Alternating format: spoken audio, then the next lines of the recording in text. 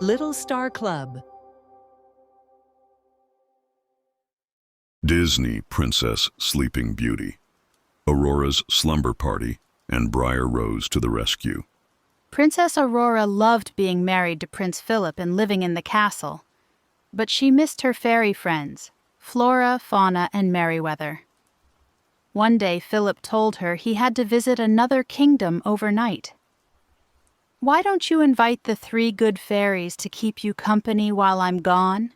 he said to Aurora. "That's a wonderful idea," Aurora replied. "I'll send them invitations right away."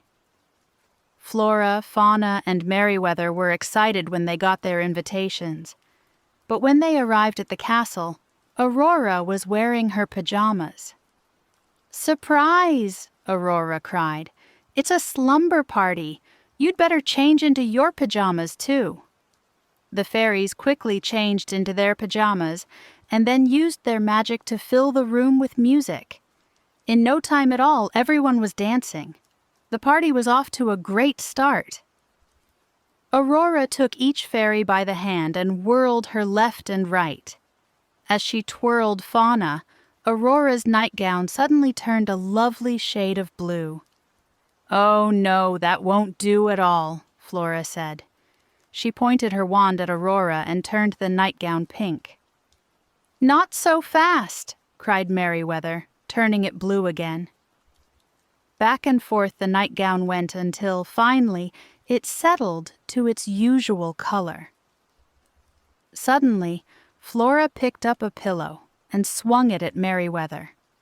Merryweather ducked and grabbed a pillow of her own. Fauna and Aurora stopped dancing and watched the fairies' pillow fight. Then they looked at each other and grabbed their own pillows. Soon the room was covered in feathers, and the friends were out of breath from laughing. "All that fighting has made me hungry.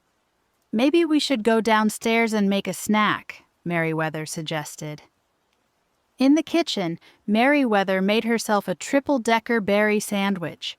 It looked so good the other fairies raced over to make their own.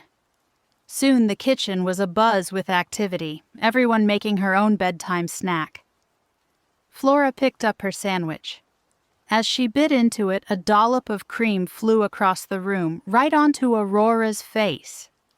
"Oops," Flora said. "I'm sorry, Princess." But Aurora wasn't upset. In fact, she was laughing. Slumber parties were all about having fun, and she was having a great time. "Let's read a story," Aurora suggested when she and the fairies went back upstairs. She and her friends gathered around the bed, and Flora read to them. Soon the fairies began to grow sleepy. Flora set the book aside and everyone went to sleep. Everyone, that is, except Flora. She was still too excited from the night. She tossed and turned. She flipped and flopped, and then she accidentally bonked Merryweather on the head. Merryweather woke up and rubbed her head. "Ouch!" she cried. "Why did you hit me?" "I didn't mean to," said Flora. "It's just that I can't fall asleep." "Well, now I can't sleep either," said Merryweather. All of their chatter woke up Fauna, who suggested they try counting sheep to fall asleep. Flora and Merryweather agreed that Fauna's suggestion was worth trying. They lay down again and began to count. 1, 2, 3, Flora counted. All of a sudden her sheep turned blue. 12, 13, 14. Merryweather counted her blue sheep. But just when she had almost fallen asleep, Merryweather's sheep changed from blue to pink. "Blue!" she cried and changed them back. "Pink!" Flora said, and the sheep changed color again.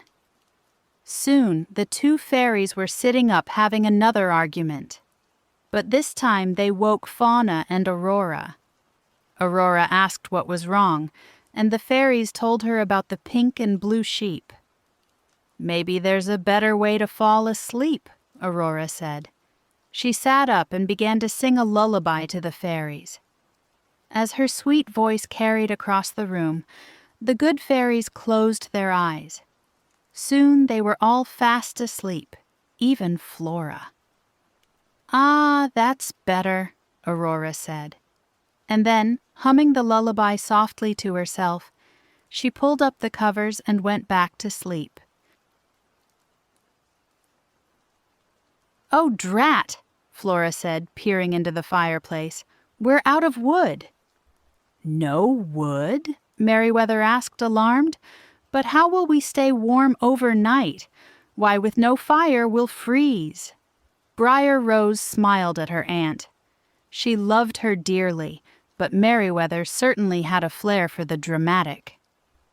"I'll go fetch some more," Briar Rose offered. Then, putting on her cloak, she stepped out of the cottage. "I'll be right back," she called. Briar Rose didn't have to go far to find wood. By the time she had taken a few steps into the forest, her arms were full of branches. But as she turned to go home, Briar Rose heard a noise. "Hoo! Hoo!" Briar Rose spun around to see her friend the owl perched on a tree branch. "Why, hello there," Briar Rose called back. "How are you this evening?" "Hoo! Hoo!"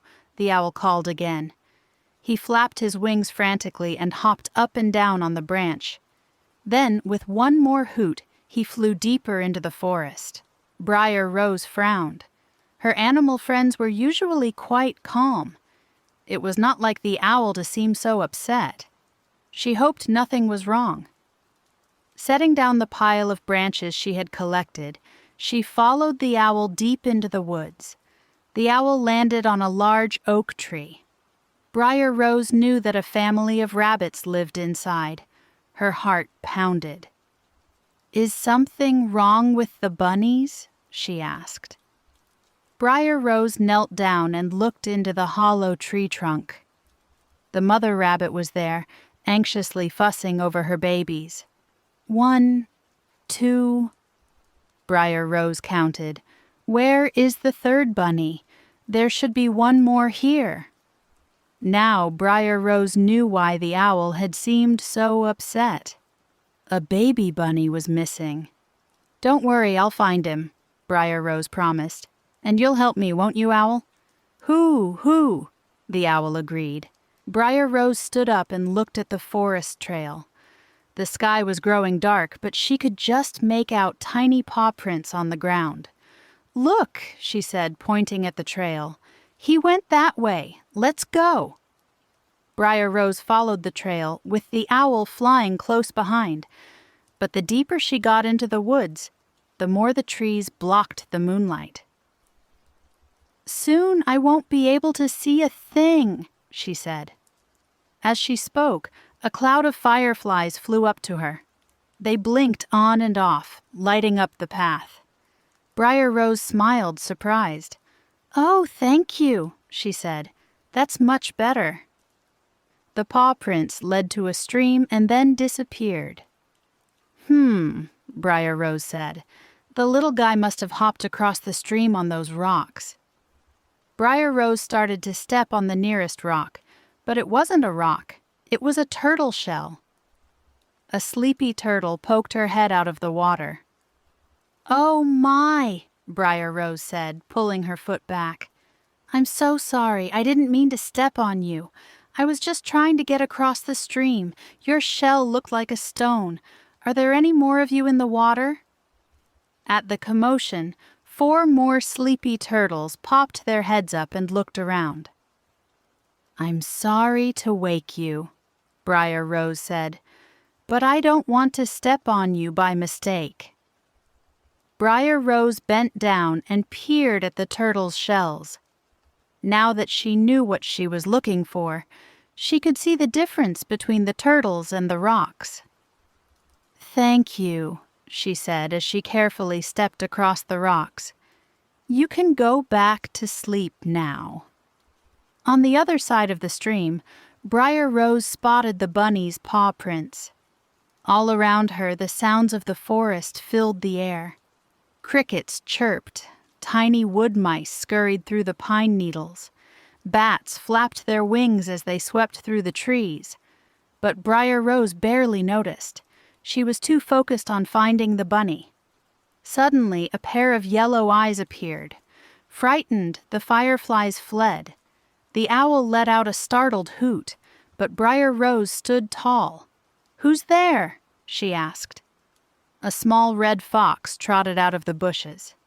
Briar Rose smiled. "Hello there," she said. Briar Rose pointed to the trail of footprints. It had now grown so dark that she could barely see them. "I'm looking for a lost bunny. Have you seen him?" The fox looked at Briar Rose, confused. Then she began to sniff the ground. A moment later, she turned and walked away. Briar Rose quickly set off after the fox. "Who? Who?" Suddenly, the owl let out a warning cry and flew in front of Briar Rose. She stopped and looked down, right at the edge of a cliff. The fox was making her way across a fallen tree to get to the other side, but Briar Rose had nearly stepped over the edge. "Thank you, Owl," Briar Rose said. "It's a good thing that you can see so well at night." Then, following the fox's lead, she carefully walked across the fallen tree. The fox led Briar Rose to the edge of the forest. Ahead, she could see a cottage with a big vegetable garden. "Thank you," Briar Rose called out to her new friend. But the fox had already disappeared back into the woods. Stepping out of the forest, Briar Rose headed toward the cottage. The moon shone brightly overhead, and she could easily see the missing bunny sleeping happily in a patch of lettuce. Laughing softly, Briar Rose picked up the sleeping bunny and made her way back over the fallen tree, across the stream, and to the hollow tree that was home to the family of rabbits. "Here you are," Briar Rose said, placing the bunny inside the hollow. "Safe and sound." The sleeping bunny snuggled up next to his brother and sister, wiggling slightly as his mother licked him all over. Briar Rose smiled at the rabbits. Then she yawned. "Oh my, I'm getting very sleepy too. I need to get back to the cottage." Gathering her firewood, Briar Rose returned to the cottage, where the 3 anxious fairies were waiting for her. "Where were you?" Flora asked. "We were so worried about you," Fauna exclaimed. "We went to look for you, but all we could find was an abandoned pile of twigs," Merryweather said. "We thought someone had kidnapped you." "I'm sorry," Briar Rose said. "It was an emergency. Besides, who would want to hurt me?" Now, Merryweather, she's just fine," Fauna said. Then, turning to Briar Rose, she added, "How about some cake and a nice hot cup of tea, and you can tell us everything that happened?" So Briar Rose and her aunts settled in for the night, and the girl told them all about her adventure. Please subscribe for more.